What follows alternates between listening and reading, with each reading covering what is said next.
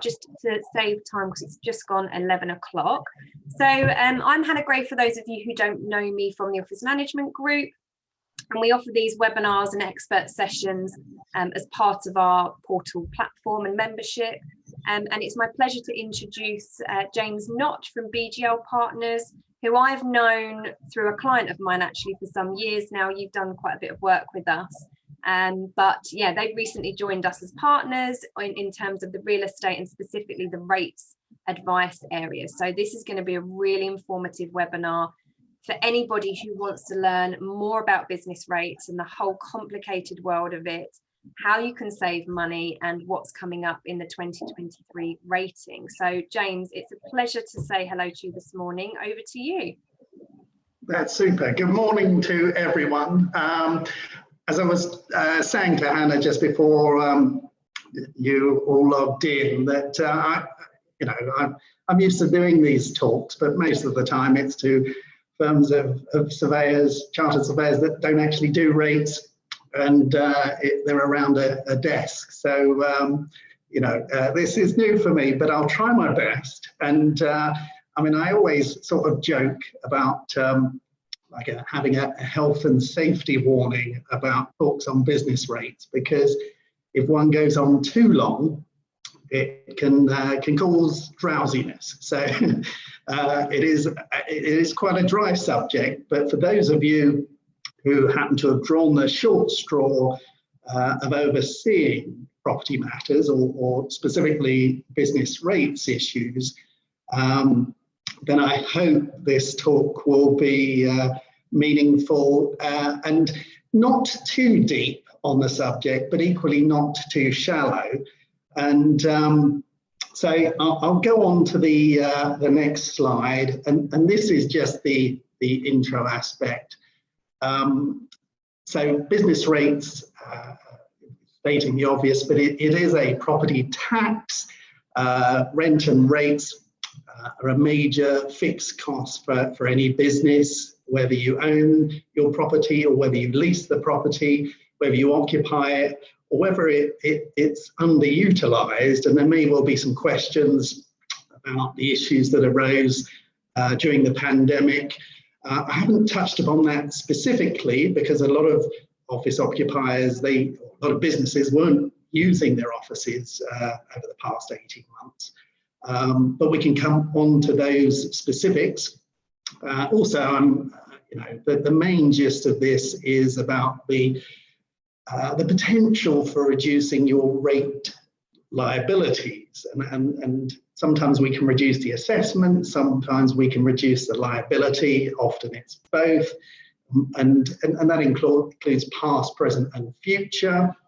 I'm going to touch upon rates cowboys because they still exist, and things to look out for, albeit I'd always recommend that you use a firm of chartered surveyors, and preferably one that did business rates as a specialism. And the future of business rates we'll come on to, and that's a really hot topic, and I'll explain why later. And obviously a Q&A session at the end for any questions that you have that may have either come up through this talk or that you had before it. So on to the next slide. I thought it might help to give you a kind of an overview of where we're currently at in the rating revaluation cycle, and to compare it to what's to come as from April 2023. So the interesting aspect about the 2017 rating revaluation is that it was meant to be over 5 years. So going back to 1st of April 2017, it was meant to have reverted back to its 5-year cycle. Soon after getting into the revaluation period, I think it was around before the end of the first year, the government in their infinite wisdom decided to shorten it to 4 years. And then as of last summer, because the government didn't want a rating revaluation that was due to take place in April 2021 occur during the middle of the pandemic, it's now been put back to April 2023. So it's a 6-year cycle or period that we're in. And theoretically, if you were in occupation as at the 1st of April 2017 and haven't looked into scope for reducing your liability, then we're talking about 6 years worth of savings potentially. Rates can go up as well as down, so it's good to get advice at the outset. What is a rateable value? Rateable value or rating assessment, they're one and the same thing. They're assessed by the Valuation Office Agency in England and Wales. That's part of HMRC. They don't collect it, it's the local authorities, local councils or billing authorities that do the issuing of bills and collection. But your rateable value is a hypothetical open market rental value of your space as if it was on the market as at the 1st of April 2015. So, you know, the Valuation Office are doing this historic valuation going back in time. So even if it's a completely new property and you get assessed on it, the Valuation Officer is looking as if it was on the market as of April 2015. It's not an easy task, but that's the nature of our job, is to look at ways to reduce it, and the VO is meant to get the rating list as accurate as possible. For this current revaluation, the government decided to introduce a new check, challenge, appeal process, as well as getting ratepayers and any agents that represent them to register on the VOA Gateway portal. And I suspect some of you have been through this process. For what it's worth, I think that the whole process was introduced to stop as many appeals going in as there were under the previous revaluation period in 2010, and to add some friction. And I would say it sort of worked. There's a lot less kind of spurious claims going in, and it's quite a drawn out process. So that's the current revaluation period we're in. And I've just listed what we know or believe will occur for the 2023 rating revaluation. So that's due to be, or the government intend to make it a 3-yearly pattern. Rateable values will be based on an open market rental valuation date as of the 1st of April 2021. So if there's been a new letting or a rent review around that date, that's going to be particularly relevant to your assessment as of April 2023. And I'll come on to it in slightly more detail later, but there is underway a fundamental review of the business rate system by the government. And yeah, it'll be interesting to see what the government does, and one would, I suspect that they will make the process even harder to go through and navigate, both for ratepayers and for agents, that sort of thing. So that's the general thing. And one other thing, you might be getting through requests for online forms of return to supply the government or the Valuation Office Agency with information about your lease. And that is more to do with their preparations for the 2023 rating revaluation, i.e. gather as much rental evidence as they can, and the VO are up against it in terms of their preparations. Now, there's a lot in this slide, so you know, I probably risk putting too much in, but as the title of this screen shows, that you know, there can be many reasons why your rating assessment or overall rate liability can be too high or can be reduced. And I thought it might help to break down the sort of the way we look at rates mitigation game plans. And you know, there's no substitute for looking at the internal makeup of a property and the due diligence process we would go through as part of an instruction before any formal action, any appeals or check challenge appeal action begins, is to look at the internal makeup, take the floor areas. There's a rating summary valuation report that exists for most assessments, certainly all office assessments. And so in terms of the rating list column, if the valuation office have got your floor down for 630 square meters, we were to measure it up and identify 610 square meters, then one mitigation action via the check process would be to correct those floor areas, and by doing so lower the assessment, reduce the assessment. We would look at the valuation basis, the internal configuration. Is it flat? Is it kind of different levels? We would look at how it compares with other floors in your building or similar buildings. If you have multiple floors in a building, how we might split or merge those, and any case law that exists. I will come on to show some examples later on. It's not just words, there are some pictures. I think they will help. But on the section that is headed material changes, material changes of circumstances can be external or internal. Common ones are building works going on, kind of either facing or next to, if your party wall. You will have known if you've had any of those situations. Oversupply is a slightly odd one, and it usually happens in the city if we get into recessionary times and there's a lot of space on the market. Then that has a kind of an effect of reducing rents, and that's quite an obscure one. More obvious are physical alterations that are made to the property, or change of use, or if you refurbish your space or parts of it, they can lead to reductions or increases. Reliefs, there's an interesting relief out at the moment that most office occupiers won't qualify for, the expanded retail discount scheme.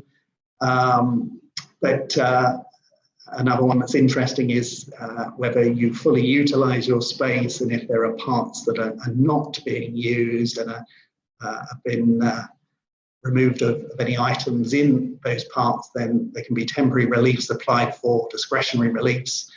And then the final one is to do with the past. If you've been in a building or even had two separate assessments, merged them, then we often find in the past closed rate accounts that have got either credits on them or there have been overpayments. And because these things rates are often paid via direct debit, they can often be situations where accounts haven't been notified of a change on a particular property, and this is often true of companies with multiple sites. Those sorts of things happen. So that's probably as much as is worth me saying on those things, without any specific questions to give a context to, which might come up later. So on to some examples. I've gone the wrong way. Right, so I thought it might help to dig a bit deeper. This is an extract from the summary valuation report for, it happens to be one of our clients at 8 to 10 Hallam Street. It's an office, and this information can be found on the VOA website. So if you go to the website, put your postcode in, you'll be able to track down a summary valuation, i.e. how the valuation officer has formed your assessment. This one doesn't have any car parking spaces in. There are often separate lines that show any uplifts or reductions. And in this case, at the top is the basis that has been applied, and in this case it's been uplifted slightly. That might be to reflect air conditioning or comfort cooling, various items that will either be included or excluded and uplifted. And so part of what we would do in a rates mitigation context would be to question whether that basis is too high, too low, or about right. And the breakdown as well, sometimes we pick up on anomalies where one floor has been kind of valued at a higher level than it should be, or the description is incorrect. So that's one factor. Or, for example, it might be an older building that doesn't have a lift or a lift up to the upper floors, and there can be discounts for that haven't been applied on the summary valuation. Then the other area is to do with the amount of space. So again, if we were to measure this property and come up with a different floor area, then that would be, as I've alluded to before, one of the factors that we would consider, as well as the internal makeup and any external issues that are going on for this particular ratepayer. And at the bottom there is the rateable value, and that's not the amount that's paid. It does show on the rate bill, but simplistically, it's rateable value times a multiplier, which for this occupier would be just over 50 pence in the pound. I think it would be 51.6 pence this rate year to give their liability. And there can be variations on that. I mean, that's a simplistic way of looking at things. On to some examples of reliefs, just digging down slightly. So this is part one, and there are three scenarios here. The one on the left is a floor plan that shows how one can be creative if you're inclined to do a bit of shifting of information, well, desks and items, TVs, is to, if space isn't being fully utilized, we can make on behalf of our clients, or you can do it by seeking what is called a Section 44A application. And it's discretionary, so there's no guarantee of getting it. But if you don't try, you definitely won't get it. And if there are underutilized areas, then it's convenient to make them or free them of any furniture or TVs. The process needs to be managed, i.e. the billing authority will usually want to send an inspector down to verify it. And if it's agreed to, then it's, as long as it remains vacant or empty for 3 months, you can get a 3-month exemption apportioned against your assessment. And given that the space, certainly in the city and the West End, is very expensive. I think the most or highest values around St James's that around £1,300 a square metre. It's a lot of money that can be saved, but it involves a degree of hassle. At the top on the right is the empty stroke underutilised space. So that could be where you have 2 floors in a building, 1 floor becomes vacant. And if the building is a listed building, then there is no empty rates to pay whilst the floor or entire space is empty or vacant. But if it's not a listed building, there are rules that apply where you can get up to 3 months empty rates relief. And then it reverts back to full rates, but there is a loophole, and some of you may have gone down the route of intermittent occupation. It requires managing, but if one goes down that route and the space is going to be empty or vacant for a considerable period of time, then there's definitely an empty rates mitigation strategy that needs to be applied. And the picture below is an example of the fit out stage. So prior to moving into space, some billing authorities will assess, commence the rating assessment from the point at which you took the lease. And if you fitted out the space, then the likelihood is that there will be an opportunity to explore empty rates relief and get that applied. And that can be done retrospectively. It's harder to do and easier to do when the works are underway, and you can invite an inspector from the billing authority to verify. But yeah, we've definitely succeeded in getting empty rate relief applied to the beginning of a lease where it wasn't, and that's gone back 10 years sometimes. I'll go on to some of the more obvious ones. Again, I'd alluded to building works, and these can be internal or external. So if they're on the floor below and they are likely to extend beyond a 3-month period, they could be relief anything from 5 to 15% plus for the duration of the works. If it's a party wall situation, it's going to be a lot higher than if it's, you're facing some building works across the road from your office.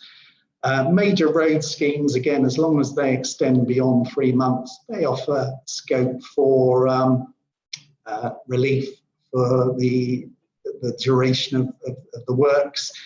And the rule is that if you don't make a check submission to reflect the building works or commence of the check challenge appeal process, then the likelihood is you will miss out on the savings. So definitely one that I would say is easily missed, even though the nuisances are obvious. If you don't act, you won't get it, sort of thing. The reliefs on this screen, and forgive the actual grabs. I mentioned the expanded retail discount scheme. This was introduced back in March of 2020. Prior to this, there was a retail relief scheme, and then the expanded nature of this was to assist retailers, those in hospitality and leisure, in terms of having 100% rates relief. Those are qualified in the 2020-21 rate year, and in the current 2021-22 rate year, it equates to 75% relief. So it's the first 3 months up to June that are zero rated, and then one gets 66% relief for the remainder of the year up until March, end of March 2022. And the interesting thing about this is that there are, I would say, some companies that are either in industrial properties like a warehouse, or even in offices that they're not shops, they're not in hospitality, they're not in leisure, but we've had some successes by thinking laterally and creatively of working with some of our clients. So if any of you happen to work in an upper office scenario and you're in a recruitment consultancy or business, then, and if you haven't explored the potential for the expanded retail discount scheme to be applied to your space, then I would urge you to do so. We often have done this for our clients in the recruitment sector, and the first response from the billing authority is typically no, but we know of the circumstances of where we think qualification can be put forward, and that's in upper floor situations.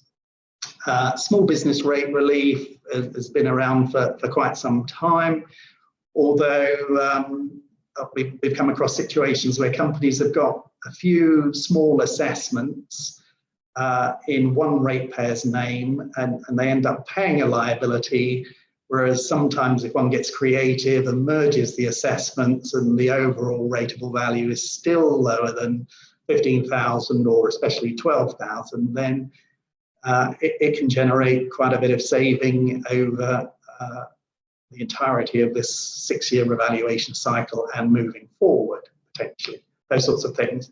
Again, I've just touched upon these issues rather than gone into any depth, but they were well worth mentioning. And on to the fundamental review of business rates. This commenced, well, there are so many business folk and organisations that are against the rating system and that it's unfair. And I would say most of those are true. The system is old-fashioned, but it's a cash cow for the government. And despite the fact we've got a fundamental review, I suspect the system will stay primarily as it is because it works for the government, but they will introduce more stringent requirements. And there is kind of a call for evidence that's outstanding, and in the summary at the bottom there, it ends on the 24th of August. And if any of you want the link to that, but you can, as a stakeholder, as a ratepayer, if you have a feeling about the rating system and how it should be improved or what the government are proposing to do to it, and you disagree, then you can make your feelings known to the government. I suspect the government will, as they've done in other consultation processes, largely ignore those and put in a system that does what they want it to do, but it shouldn't stop the process of making our feelings clear and making recommendations.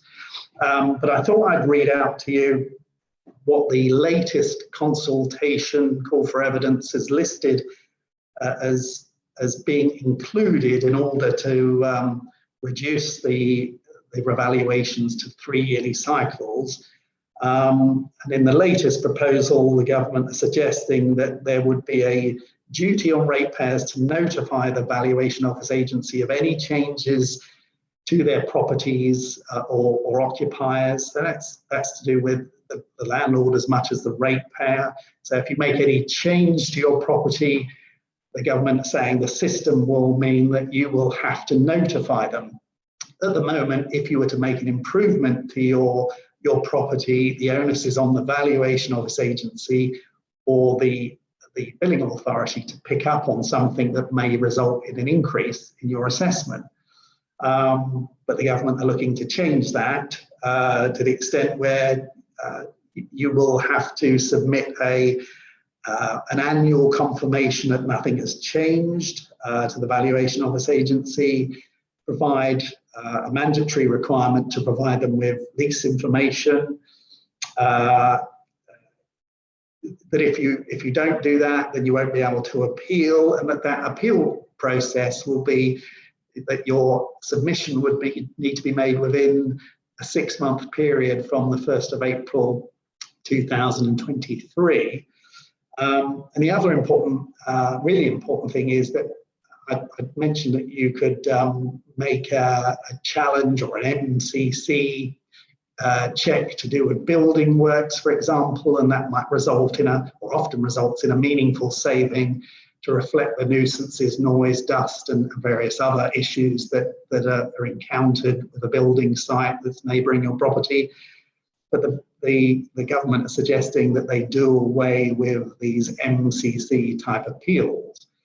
So there's much that the government are proposing which we and certainly the rating profession are against, and I suspect most ratepayers will be against, possibly not local authorities, the actual billing authorities, as they currently keep 50% of everything they raise in business rates, so that they're encouraged to kind of make the system as restrictive as possible, and it also makes life for the Valuation Office Agency that much easier because they're under-resourced and they can't cope with what they're doing at the moment, or it gets much slower than it should be. the final thing, and I'm conscious that I've waffled on probably too much, but this is a really important thing to highlight. I did post on, or did a LinkedIn post on this issue a couple of weeks ago. And rating cowboys,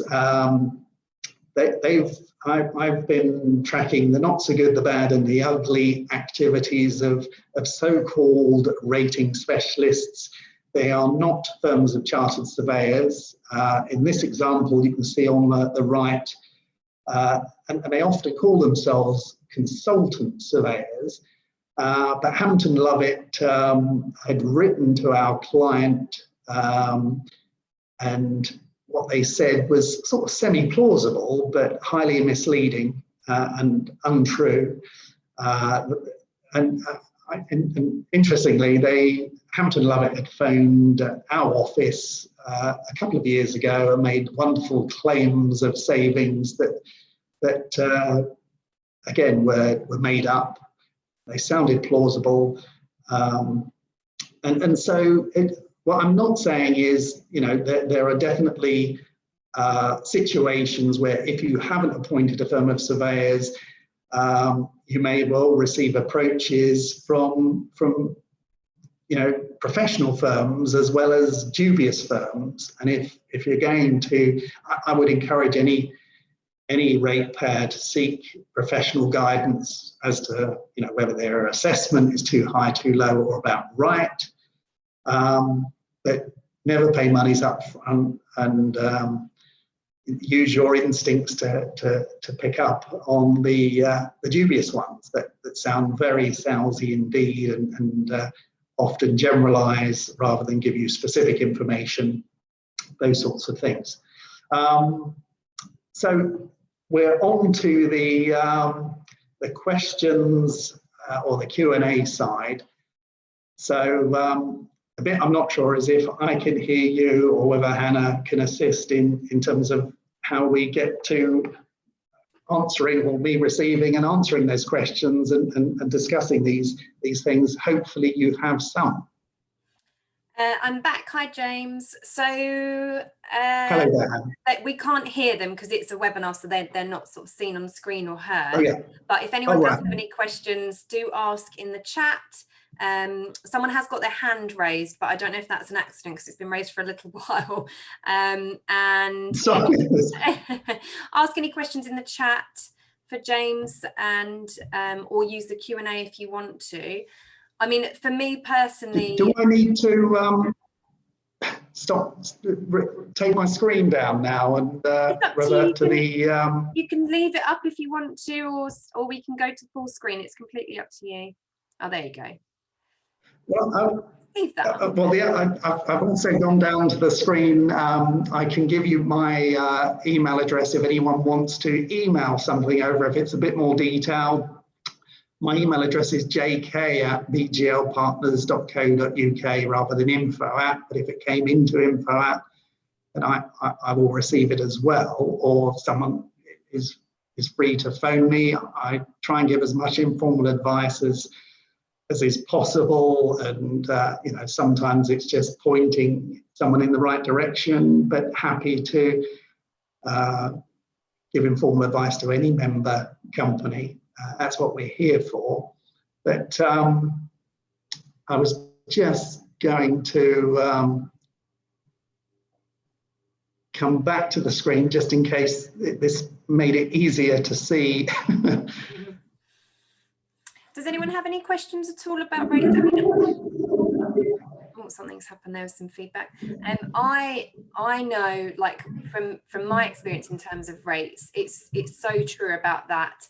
If you don't ask, you don't get, in relation to what we used to call rates relief, where if you were doing fit out works or you had an empty space, like sometimes if you've got big properties, you have swing space for a while whilst you're doing a move or an expansion or whatever it might be, and particularly during this period of time, a lot of space I'm sure would have sat empty. So it's definitely worth looking at that and exploring whether you can make a saving, because it can be like tens of thousands of pounds. And I think as an office manager, when you're not a money-making professional, so you're not part of a sales team or a marketing team where you've got, you know, stats and facts that you can hit to say I've brought this much money into the business.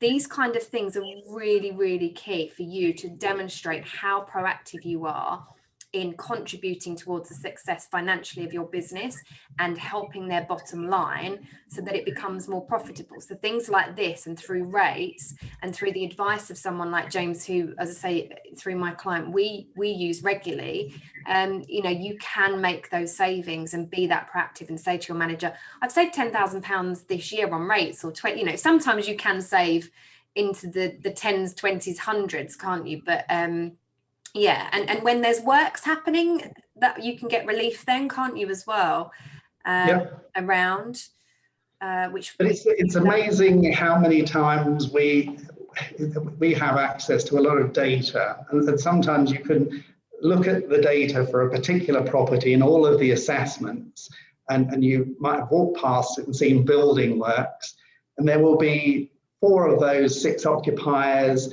had clearly gone through, taken formal action, and may have got a 10 or 15% reduction for the duration of the works.